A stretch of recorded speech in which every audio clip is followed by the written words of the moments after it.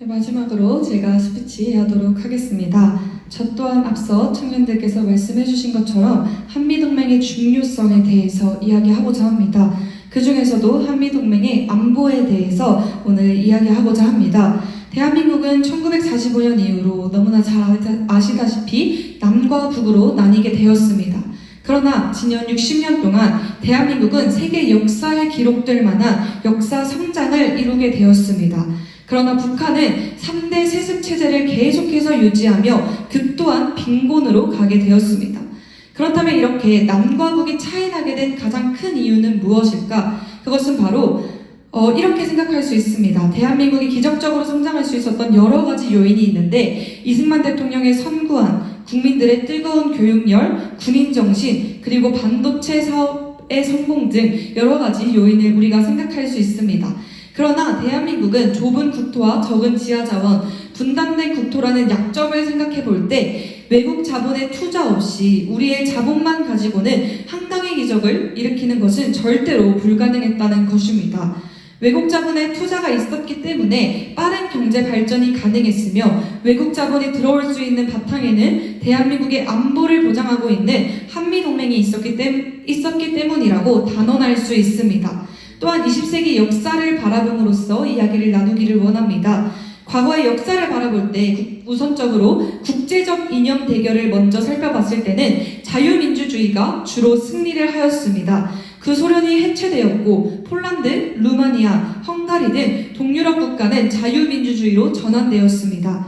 그러나 같은 민족 안에서의 이념 대결에서는 자유주의가 패배하고 공산주의가 승리한 예시가 더 많다라는 것입니다. 그리고 그 원인은 동맹국과 동맹관계가 해체되거나 문제가 생겼을 때 결국 패망하게 되었다라는 것입니다. 월남의 경우를 우리가 살펴볼 때도 미국의 보호를 받고 있다가 월맹이 미국과 평화조약을 체결하여 미군이 철수되자마자 결국 월맹에 의해 공산화되고 말았습니다. 지금 대한민국은 민족 내의 이념 대결과 동맹국의 국가 안위를 의존하는 이 두 가지 경우에 모두 해당되고 있습니다. 그렇기 때문에 남북한의 이념 대결의 승패가 한미동맹의 유지 여부에 달려있음을 우리가 반드시 기억해야 한다라는 것입니다. 그렇기에 또한 이야기하고자 하는 것은 북한의 대남 전략이 무엇인지 아십니까? 바로 우리 국민의 안보의식을 약화시키고 반미 감정을 계속해서 조장하여 결국에는 한미동맹을 해체시키는 것입니다.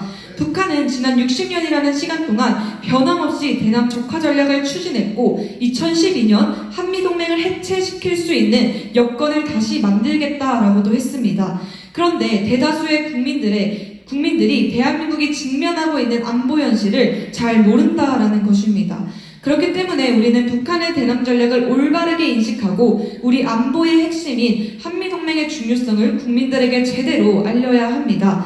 그렇다면 안보에 있어서 한미동맹의 중요성에 대해서 말씀드리기를 원합니다. 첫째로는 수도권 북방에 미군을 분산 배치하여 북한이 남침하며 미군과 교전할 수밖에 없도록 했다라는 것입니다. 이것은 북한이 만약에 남침을 하게 된다면 어디로 오든지 우리가 미군과 교전할 수밖에 없도록 되어 있다라는 것이고 미국 법에 의하면 해외에 있는 미군이 적과 교전하면 미국 대통령은 의회의 동의를 받지 않고 즉각 미군을 투입할 수 있도록 되어 있다라는 것입니다.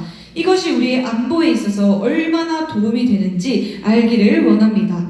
둘째로는 한반도에서 전쟁이 일어나면 미군의 증원이 약속되어 있다라는 것입니다. 즉 현재의 주한미군과 한미연합사 체제 하에서 북한은 미국과의 전쟁을 각오하지 않으면 전쟁을 먼저 일으킬 수 없다라는 것입니다. 이것을 볼 때 한미동맹이 얼마나 우리나라의 안보를 지켜주고 있는지 알게 될 것입니다. 이렇게 개인의 삶, 경제를 다 내려놓고 보아도 대한민국의 안보를 위해서 반드시 한미동맹은 존재해야 한다라는 것입니다. 그러나 현재 잘못된 주사파와 전교조의 교육 때문에 우리나라의 젊은이들과 아이들이 반미 감정이 계속해서 생겨나고 있습니다. 이것을 볼 때 과연 미국이 계속해서 우리나라의 안보를 유지시켜주기를 원할까요? 그런데 이승만 대통령은 그것을 아셨습니다. 우리나라의 국토와 자본을 지키고 성장시키기 위해서는 반드시 미국이라는 나라가 필요했음을 알고 계셨습니다.